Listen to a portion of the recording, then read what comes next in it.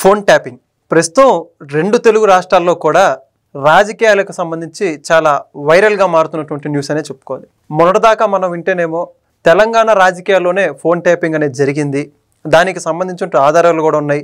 ఎప్పుడైతే కాంగ్రెస్ ప్రభుత్వం అధికారంలోకి వస్తుందని ఆ యొక్క ఫలితాలు వెల్లడవుతున్న సందర్భంగా ఆ ఫోన్ ట్యాపింగ్ చేసినటువంటి ఆ వార్ రూమ్ ఇవంతా కూడా డిస్మాంటిల్ చేయడం, పోలీసులు అరెస్ట్ చేయడం చాలా వైరల్గా మారిందని చెప్పుకోవాలి. ఇప్పుడు తాజాగా ఆంధ్రప్రదేశ్లోనూ గడిచిన 5 ఏళ్లలో ఫోన్ ట్యాపింగ్ జరిగింది అని చెప్పేసి అనేక రకాలైనటువంటి వార్తలు బయటకు రావడం జరుగుతుంది. దానికి సంబంధించి డేటా కూడా ప్రస్తుతం సేకరిస్తున్నారు ఆంధ్రప్రదేశ్ పోలీసులు. మొత్తానికి ఇదే అంశానికి సంబంధించి మరిన్ని విషయాలు తెలుసుకోవడానికి మనతో ఉన్నారు జనసేన పార్టీ రాష్ట్ర అధికార ప్రతినిధి కోసంపూడి శ్రీనివాస్ గారు. సార్ నమస్కారం అండి. సార్, ఫోన్ ట్యాపింగ్ రాజకీయాల్లో నిజంగా ఇది ఒక దిగజారుడు చర్య అని మనం చెప్పుకోవాలి, అది ఎవరు చేసినప్పటికీ కూడా. అయితే ఇప్పుడు మొన్నటిదాకా మన తెలంగాణకి పరిమితం, తెలంగాణలో ఏదో జరిగిపోయింది, వాళ్ళు చేశారు వీళ్ళు చేశారు ఆరోపణలు వస్తున్నాయని చెప్పేసి అంతగా ఆంధ్రప్రదేశ్ ప్రజలు పట్టించుకోలేదు. గతంలో కూడా ఆంధ్రప్రదేశ్లో ఒక ఎమ్మెల్యే గత ప్రభుత్వం అంటే వైఎస్ఆర్సీపీ ప్రభుత్వం నుంచి బయటకు వచ్చినట్టు కోటం శ్రీధర్ రెడ్డి గారు మీరు చూసుకుంటే నా ఫోన్ ట్యాపింగ్ చేశారు, ఈ విధంగా జరిగింది చెప్పేసి మనసు విరిగిపోయి నేను బయటకు వచ్చని చెప్పడం జరిగింది. అప్పట్లో కూడా అంతగా ఆంధ్రప్రదేశ్ రాజకీయాలు అంతగా పట్టించుకోలేదు ఎవరు కూడా, సరే బయటకు వచ్చారని చెప్పేసి అనుకున్నారు. కానీ ఇప్పుడు జగన్మోహన్ రెడ్డి గారి సొంత చెల్లెలు ఫోన్ ట్యాపింగ్ గురైందని చెప్పేసి ఆవిడ దగ్గర కూడా కీలక సమాచారం ఉందని వార్తలు బయటకు వస్తున్నాయి. ఆయనతో పాటుగా అనేక మంది ప్రతిపక్ష నాయకులు అందరి ఫోన్లు ట్యాపింగ్లు చేశారు. ఆ రికార్డింగ్, ఆ నివేదిక అంతా కూడా జగన్మోహన్ రెడ్డి గారు తెప్పించుకుని చెప్పేసి తెలంగాణ దగ్గర నుంచి చాలా కీలకమైన సమాచారం బయటకు వచ్చింది. ఈ ఫోన్ ట్యాపింగ్ రాజకీయాల్లో ఉండడం, అందులో ముఖ్యంగా ఆంధ్రప్రదేశ్ రాజకీయాల ఫోన్ ట్యాపింగ్ గురించి మీ యొక్క అభిప్రాయం ఏమంటారు? ఈ విషయంలో మనకు అర్థమైంది ఏంటంటే కేసీఆర్ జగన్మోహన్ రెడ్డి గారి అక్రమ సంబంధం బయటపడింది. జగన్మోహన్ రెడ్డి కూడా ప్రతిపక్ష నాయకుడిగా ఉన్నప్పుడు జగన్మోహన్ రెడ్డి కేసీఆర్ మీద చాలా మాటలు మాట్లాడాడు. జలదీక్షను పెట్టి కర్నూలులో 3 రోజులు దీక్షా శిబిరం పెట్టి 3వ రోజున మాట్లాడినప్పుడు కేసీఆర్ హిట్లర్లా ప్రవర్తిస్తున్నాడు, పైన రాష్ట్రం ఇలా చేస్తుందా అది ఇది అని చెప్పి చాలా పెద్ద మాటలు మాట్లాడాడు. ఒకసారి 2019లో అధికారంలోకి వచ్చిన తర్వాత మళ్ళీ ఇద్దరు ఏకమయ్యారు, ఒకరికొకరు కౌగులించుకున్నారు, ముద్దులు పెట్టుకున్నారు, బేషన్లు లేవు బ్యాష్జాలు లేవు, ఎన్నో మాటలు మాడుకున్నారు. ఆయన కాళేశ్వరం ఓపెనింగ్కి ఈయన లేడు, అవును రకరకాలుగా చేసుకున్నారు. సరే 2 రాష్ట్ర ప్రభుత్వాలు కలిసి ఉంటాం మంచిదే కదా, 2 రాష్ట్ర ప్రజలు బాగుంటారు కదా అని మనం అనుకున్నాం.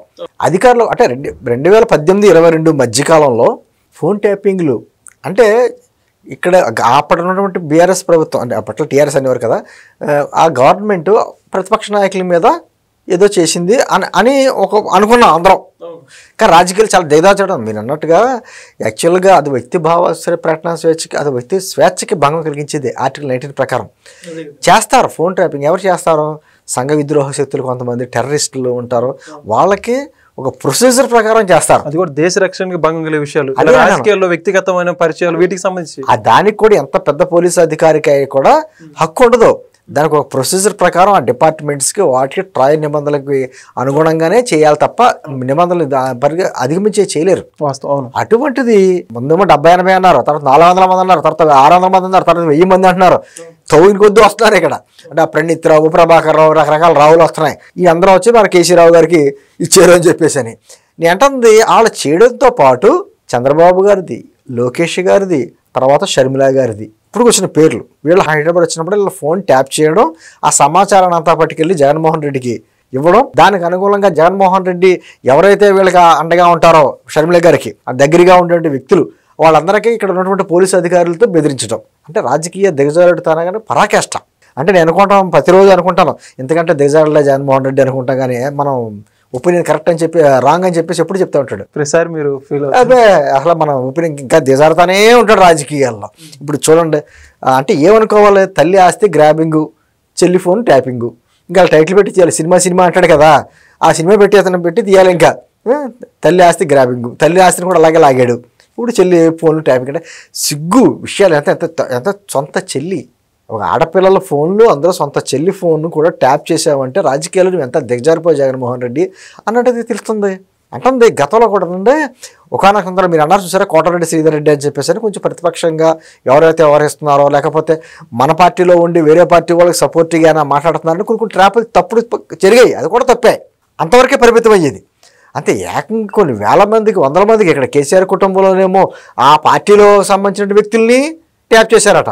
కాంగ్రెస్ పార్టీ వారిని, బీజేపీ వారిని, ఆఖరికి గవర్నర్ గారి ఫోన్ నెంబర్ని, రాష్ట్రానికి సంబంధించిన కేంద్ర మంత్రుల్ని, ఇంకెన్ని వస్తాయో.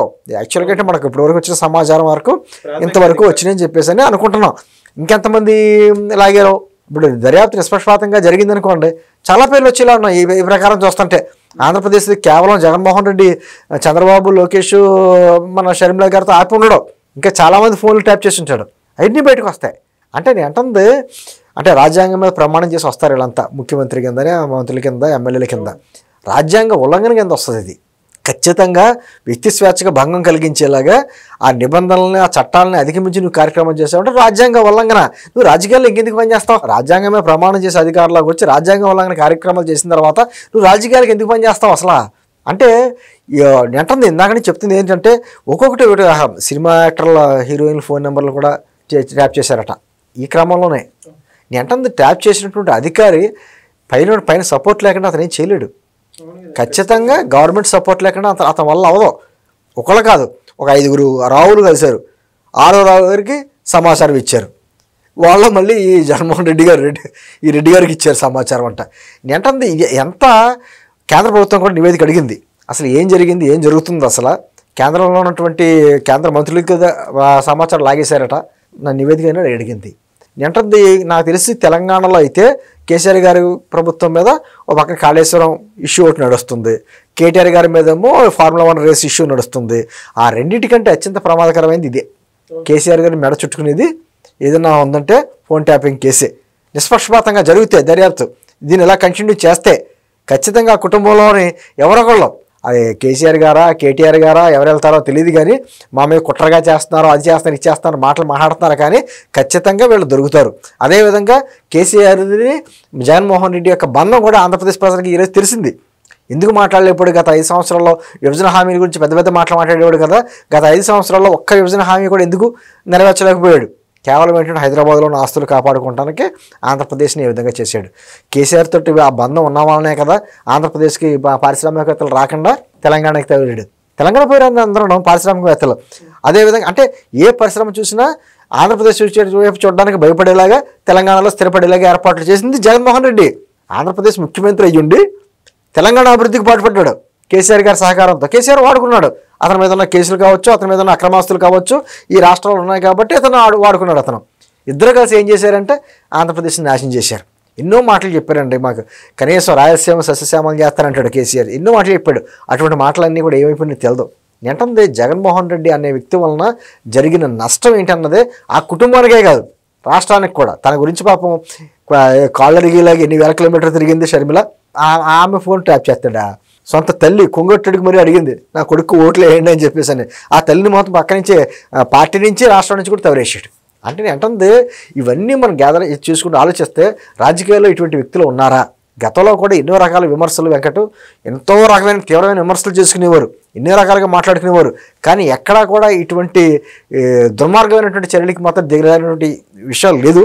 మొట్టమొదటిగా మనం చూస్తున్నాం.